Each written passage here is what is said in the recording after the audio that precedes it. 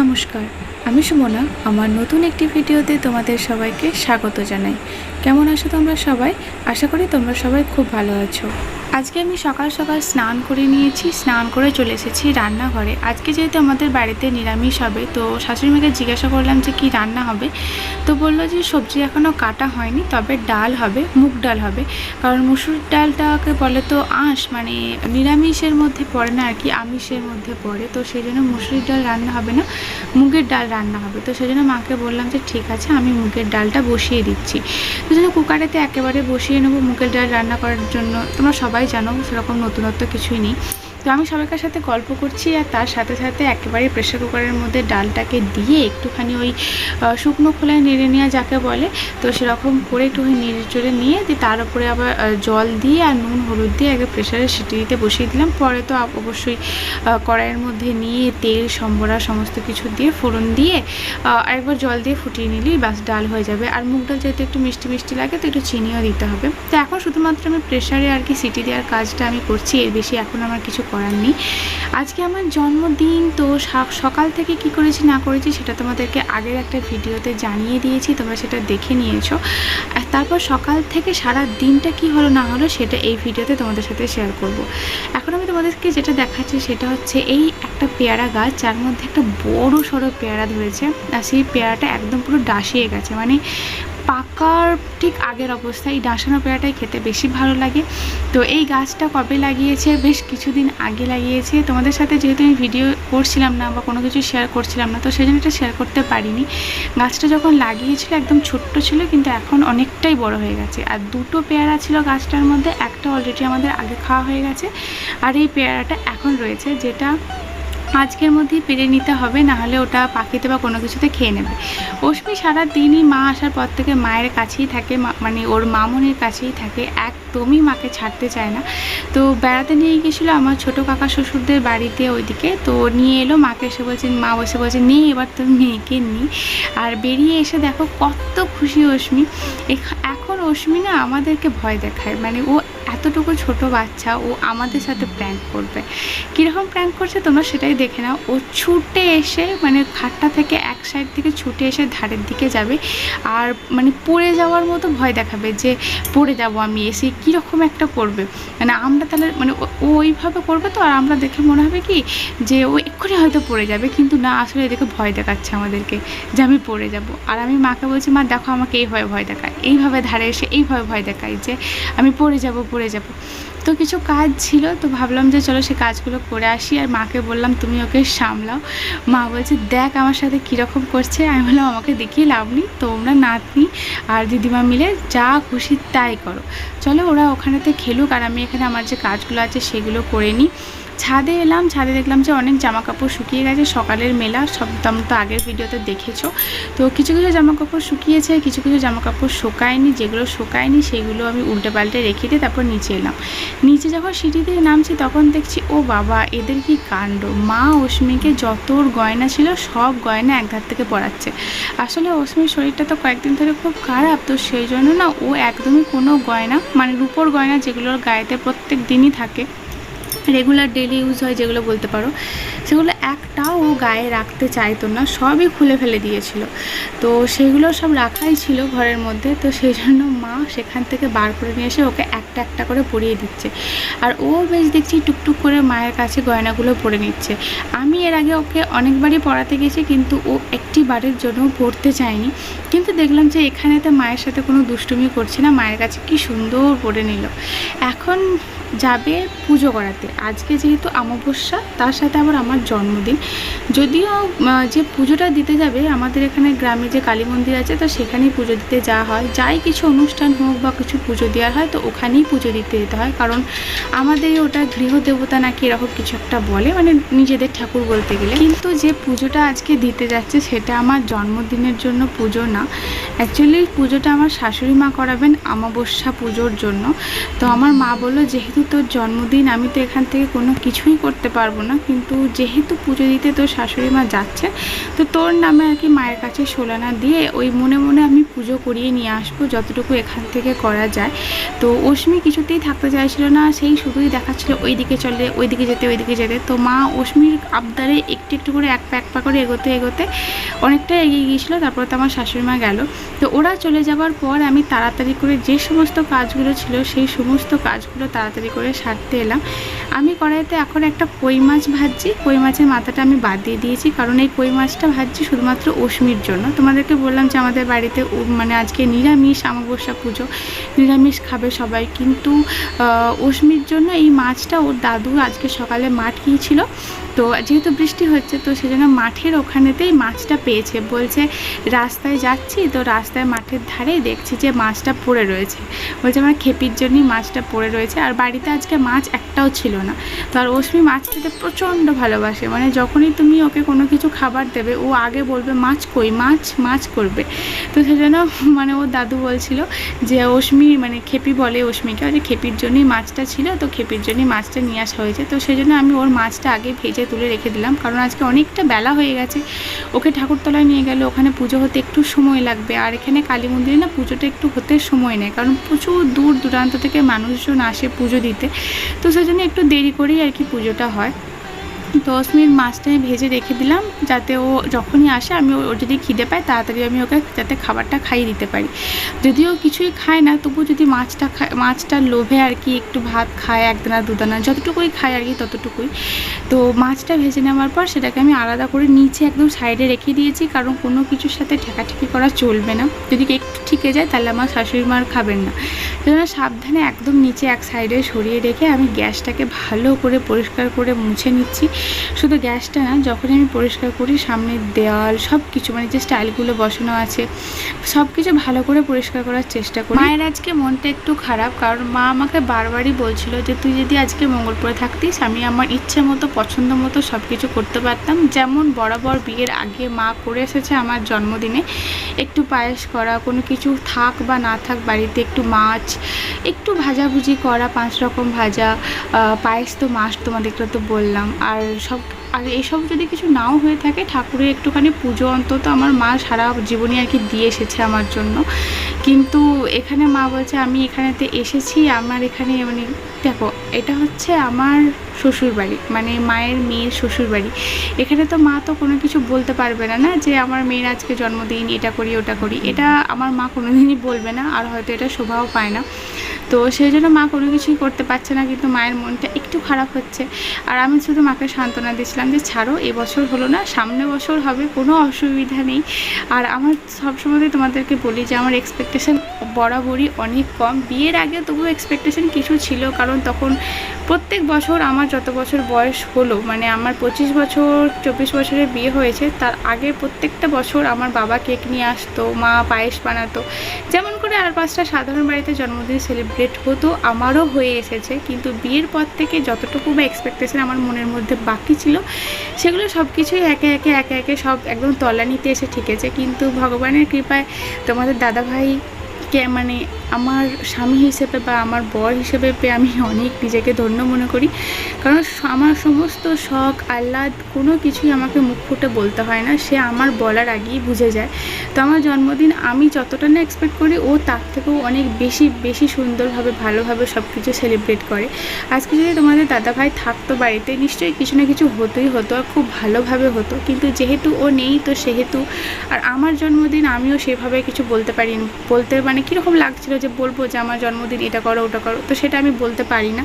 মানে আমি সেই ধরনের মানুষ নই যে আমার নিজের খুশির জন্য বা আমার যেটা নিজের পছন্দ আমি সেটা জাহির করে বলবো, সেটা আমার ঠিক হয় না। তো যাই হোক না কেন, ওদিকে দেখো আমার কাজকর্ম সব কিছু হয়ে গেল। তো আমি যে জামা কাপড়গুলো তুলে নিয়ে এসেছিলাম, তো সেগুলো তুলে নিয়ে এসে ভাঁজ করে দিচ্ছি। তারপরে দেখলাম কি যে একটুও জল নেই, কিছু ওয়াশ করার ছিল, তারপরে কিছু থালা বাসন ধোয়ার ছিল। তো তারপরে দেখলাম যে এক ফোঁটাও জল নেই। তো সেজন্য ভাবলাম যে আগে আমি জামা কাপড়গুলো ধুয়ে ভালো করে ভাঁজ করে নিই, কারণ যদি না ভাঁজ করতে পারি তো আমি অশ্মিকে এলে খাওয়াতে পারবো না। তার আগে আমাকে ঝাঁট দিতে হবে গোটা দেওয়াটা, কারণ প্রচুর বালি, কারণ আমাদের যে উঠানটা বেলে মাটির, তো সেজন্য বৃষ্টি হয়েছে, এত বালি ওঠে যে তোমাদের কি বলবো, পুরো ঘরটা মানে দিনে মনে হয় 1000 বার ঝাঁট দিতে হয়, মানে ঝাড়ু লাগাতে হয় আর কি, তোমরা যেটা বললে বুঝবে। তো সেই জন্য আমি ভাবলাম যে আগে আমি গুছিয়ে নিই, তারপরে গিয়ে আমি জল ভরবো। এখন না ইদানিং খুব ইলেকট্রিসিটির খুব ডিস্টার্ব করছে, মানে কিছুক্ষণের মধ্যে কারেন্ট থাকছে, কিছুক্ষণ পর কারেন্ট চলে যাচ্ছে, সেই কারেন্ট আসছে 2 ঘন্টা 3 ঘন্টা পর পর। তো সেই জন্য জল করে নেওয়াটা খুব একটা বড় ইম্পর্টেন্ট কাজ। তো সেই জন্য আমি ভালো করে তোমাদের সাথে কথা বলতেই জামা কাপড় গোছানো, গোটা বাড়ি ঝাড়ু লাগানো, সব কিছু কমপ্লিট। পাম্প চালিয়ে এবার আমি জল ভরতে চলে এসেছি। তো বড় তো 4টে বালতি থাকে, একটা মাঝারি মতো থাকে আর 3টে বড় বালতি থাকে আমাদের খাবার জলের বালতি, যেটা একদিন মানে সারাদিনে একবার জল ভরি, তো সারাদিনে হয়ে যায়। মানে যখন লোকজন আসে তখন হয়তো আবার আমাদেরকে 2বার কি 3বার পাম্প চালাতে হয়, নাহলে কিন্তু সারাদিনে একবার পাম্প চালালেই মোটামুটি আমাদের চলে যায়। রেগুলার বেসিসের কথা বলছি, একদিন হয়তো একটু আবার চালাতে হয়, তো যেটা রেগুলার বেসিস হয় সেটাই তোমাদের সাথে শেয়ার করলাম। তো সমস্ত বালতিগুলোকে ভালো করে ধুয়ে আমি এখানে জল ভরবো। অ্যাকচুয়ালি আমি জল ভরি, কিন্তু জলটা যখন আমি তুলে নিয়ে যাই আমার কোমরে প্রচণ্ড ব্যথা হয়। আর আমাকে যে মনিদীপ মুখার্জি স্যারের কাছে আমি দেখাতে গিয়েছিলাম, তো উনি বলেছিলেন যে 2 বছর সময় লাগে শরীরে মানে একদম ঠিকঠাক হতে আর কি, শরীরটা একদম ফিট হতে, আগের পর্যায়ে যেতে, মানে আফটার সিজার বা আফটার সি-সেকশন তোমার বডি 2 বছর সময় নেয় আবার আগের মতো পজিশনে আসতে। তো সেই জন্য বলেছিল যে যদি 2 বছরের মধ্যে খুব বেশি ভারী জিনিস তোলাটাকে অ্যাভয়েডই করবে। তো যখন বাড়িতে কেউ থাকে না তখন আমি হয়তো জলগুলো তুললাম, না হলে যখন দেখি যে না কেউ আছে বা তখন আমি রেখে দিই, বাবা আসে মানে আমার শ্বশুরমশাই আসে, উনি বেশিরভাগ জলগুলো তুলে নেন। তো আজকে দেখলাম যে জলগুলো যদি বাইরেতে রাখি, কোনো কেউ নেই, বাবার আসার এখন কোনো সম্ভাবনা নেই, তো সেই জন্য বাধ্য হয়ে আমি গিয়ে জলগুলো তুলে রেখে এলাম। কিন্তু আমাদের এখানে তো অনেকেই আছেন যারা জল তোলেন বা অন্য দূর জায়গা থেকে জল তুলে নিয়ে আসেন, তো আমাকে কোনো কিছু কথা শুনতে হয় না এমন কিছু নয়, আমাকেও ওই কথা শুনতে হয়, বারবারই শুনতে হয় যে অনেকেই তো আছে যাদেরও তো সিজার হয়েছে, তারাও তো জল তুলে নিয়ে আসে, তুমি কেন তুলবে না, তোমারটা কি এক্সট্রা অর্ডিনারি। হয়তো এই ভিডিওটা দেখার পরও তোমরা হয়তো অনেকেও এই কথাটা বলবে যে তোমরা তো জল তোলো, আমার ক্ষেত্রে কেন এতটা ব্যতিক্রমী। দেখো, যত তোমার শরীর, তোমার স্বাস্থ্য, তোমার ভালোটা তোমাকেই দেখতে হবে। তুমি যদি একবার শরীরকে সময় দাও, 2 বছর সময় দাও, 3 বছর সময় দাও, কারণ সি-সেকশন একটা বিশাল বড় অপারেশন। যারা শোনে না জানে যে পারবো, আমি কি জল বালতি তুলতে পারবো না, হ্যাঁ পারবো, হয়তো আমার একটু কষ্ট হবে, পরে সেটা যে এখন হয়তো সাময়িক কষ্ট হবে, পরে সেটা বিশাল আকার নিতে পারে। তো যেটা যখন আমি জানি, তাহলে আমি কেন আমার নিজের ক্ষতিটা আমি নিজে করব, পাগলেও তো তার ভালো বোঝে, তাই না? তো সেই জন্য আমি, আর যেহেতু উপায় আছে সেহেতু আমি কেন করব না, আর এখন যেহেতু উপায় নেই তো বাধ্য হয়ে আমাকেই তুলতে হবে, তাই বাধ্য হয়ে আমিই তুলে দিলাম। তো এটাই আর কি, আর কিছু ওরকম কিছু না। সি-সেকশন সবার 8-5টা মেয়েরও যেমন হয়েছে আমারও তেমন হয়েছে, কিন্তু ডাক্তারে যেগুলো বলে তো সেগুলো মেনে চলা উচিত, আমার সেটা মনে হয়। কারণ আমি দেখেছি, আমি যেদিনই একটু অনিয়ম করি সেদিনই আমার খুব কষ্ট হয়, আর একটু মেনে চললে কষ্টটা কম হয়। তো যাই হোক, আরুষ্মির কিছু জামা কাপড় ছিল, আমি তোমাদেরকে বললাম যেগুলো ওয়াশ করতে হবে, তো সেগুলো আমি এখন একটু জাস্ট ডিটারজেন্ট পাউডারে ভিজিয়ে রাখলাম, আধ ঘন্টা মতো ভিজুক, তারপরে আমি ওয়াশ করে নেব। তো আমি এখানে এগুলো কাজগুলো করতে না করতেই দেখি ওরা আসতে আরম্ভ করেছে, কারণ আমি আমার মেয়ের গলা অনেকক্ষণ আগে থেকেই পেয়েছিলাম। তো মা আসতে না আসতেই দেখো আমার শাশুড়ি মায়ের হাতে 2টো বাটা আছে, একটা আমার সেজো কাকি শাশুড়িদের আর একটা হচ্ছে আমাদের। তো আমার মা গেল সেজো কাকি শাশুড়িদেরকে পুজোর বাটাটা দিতে, কারণ ওনারাও অমাবস্যাতে পুজো দিয়েছেন। আর এখানেতে নাকি আমার মেয়েকে কালীর ঘরের ভেতরে শুইয়ে ভালো করে প্রসাদ দিয়ে ওর পেটে চান জল পুষ্প বুলিয়ে দেওয়া হয়েছে, মানুষের বিশ্বাস আর কি, যাতে আমার মেয়েটা ভালো হয়ে যায়। তারপর থেকেই নাকি অশ্মি প্রসাদ খাবার জন্য খুব ছটফট করেছে, এমনকি সারা রাস্তা ওর মানে মামুনের কোলে এসেছে আর ওর ঠাকুরকে বলেছে দাও গো দাও গো দাও গো, আমাকে দাও গো, এরকম করে কিছু বলেছে, মানে প্রসাদ চাইছে, প্রসাদ খাবার জন্য ছটফট করছে। তো যাই হোক, এটা হয়তো ভগবানেরই কৃপা, যে বাচ্চাটা একদমই কোনো কিছু খেতে চায় না, আজকে হঠাৎ করে খাবার নিজে থেকে যেচে চাইছে, সে যে খাবারই হোক না কেন, প্রসাদই হোক বা এমনি খাবারই হোক, যেটাই খেতে চাইছে সেটাই ঠাকুরের কৃপাও বলতে পারো, বা ও শরীরটা হয়তো একটু সুস্থ হয়েছে তার জন্য বলতে পারো, সে যাই হোক, সবার উপরে মানে সেই বিশ্বাসে মিলাই বসতে তর্কে বহুদূর। যাই হোক, আমি অশ্মিকে বললাম যে একটুখানি নে ফুল পুষ্প নিয়ে তো ঠাকুরের মাথাতেও দিয়ে দে, কারণ ঠাকুর ওর মাথায় দিয়ে দিয়েছে। এখন ও নিজে থেকে প্রসাদ নেবে। আর ওর সব থেকে প্রিয় হচ্ছে বাতাসা, মন্ডা, মানে যে মন্ডাগুলোকে পুজোতে দেওয়া হয়, পুজোর যে মিষ্টি। মেনলি তো আমাদের এখানে পুজো দেওয়া হয় ওই কলা, বাতাসা, মন্ডা, নকুলদানা, শসা বা বাড়িতে যে সমস্ত ফল থাকে তো সেই সমস্ত কিছু দিয়ে দেওয়া হয়। তো ঠাকুমা এখন ওকে কালির চান জল খাইয়ে দিলেন, তো যাতে আর কি ওর শরীরটা ভালো হয়ে যায় আমাকেও একটু খাইয়ে দিলেন, তো আমি একটু খেয়ে নিলাম। তো অনেক দিন পর আমি দেখছি যে অশ্মি কিছু একটা খাবার হাতে নিয়ে নিজে খেতে চাইছে বা নিজে খাচ্ছে। এটা দেখে যে একটা মা হিসেবে আমার কতটা তৃপ্তি লাগছে যে তোমাদের আমি কি বলবো। ও ঠাকুমা আমাকে প্রসাদ হিসেবে এক কুচি মানে এক টুকরো আর কি আপেল দিয়েছিল। আর অশ্মি না এরকম আপেল খেতে খুব ভালোবাসে, তো সেজন্য বারবার আমাকে দেখাচ্ছিল যে ও আপেলটা খাবে বলে। তো আমি সেজন্য নিজে না খেয়ে ওকে খাইয়ে দিচ্ছিলাম। কিন্তু আপেলের খোসা খুব ডেঞ্জারাস, আর অশ্মি যতবারই খোসা শুদ্ধ খেয়েছে ততবারই ওর গলায় আটকেছে, তো সেজন্য আমি দিতে চাইছিলাম না। তো সেই জন্য আমি ওর ঠাকুমাকে বললাম খোসাটা একটুখানি কানায় ছাড়িয়ে দিতে, তারপরে ওকে দিতে। তো সেভাবেই আর কি খোসাটা বাদ দিয়ে পুরো টুকরোটা আর কি ওকে দেওয়া হলো। আর ও কি সুন্দর দেখো একটু একটু করে কামড়ে কামড়ে ছোট্ট ছোট্ট দাঁত দিয়ে কামড়ে কামড়ে খাচ্ছে। ওকে আমি বারবার বলছিলাম যে তুমি খাবারটাকে চিউ করে মানে একটু চিবিয়ে চিবিয়ে খাও।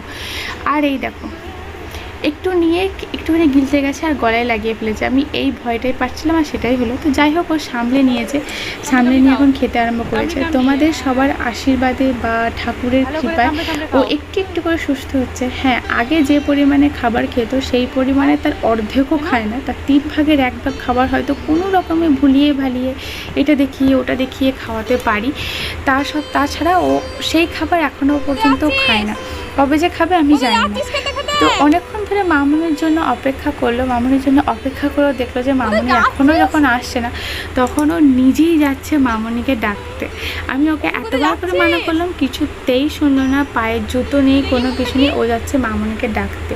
সকাল হোক সন্ধে হোক, যখনই ও ঘুম থেকে ওঠে, ঘুম থেকে করে জাস্ট চোখটা খুলবে আর মামুনি মামুনি করে চিৎকার। মামুনি ওর একটা অঙ্গ, মামুনি ওর প্রাণ।